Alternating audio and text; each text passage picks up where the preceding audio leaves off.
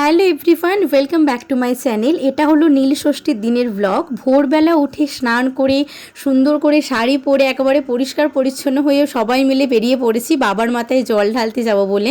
আর ভোরবেলাতেই line দেখো পুরো একদম রোড পর্যন্ত, সবাই নদী থেকে জল তুলে এনে আর ওখানে লাইন দিচ্ছে। রোড থেকে মন্দিরটা প্রায় অনেকটাই।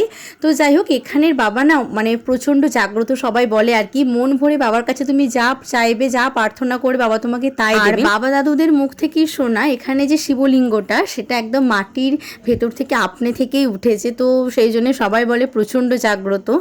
আর এখানে না কালীঘাট থেকে জল নিয়ে আসা হয়, মানে অনেকে জল নিয়ে আসে, অভিষেকে জল ঢালা হয় বাবার কাছে বাঁকে করে 108 কলসি। এত সুন্দর দেখতে লাগে না, মন ভরে যাবে একবার দেখলে। আর ওই কটা দিন বিভিন্ন ধরনের অনুষ্ঠানও এখানে হয়। তো যাই হোক, ওখান থেকে জল ঢেলে আসার পরে আমরা এখানে বাবা পঞ্চানন্দের কাছে যে শিবলিঙ্গ আছে ওখানেও জল ঢেলেছিলাম। তো আজকের ব্লগটা এইটুকুই, ভালো লাগলে সাবস্ক্রাইব করে দিও। টাটা।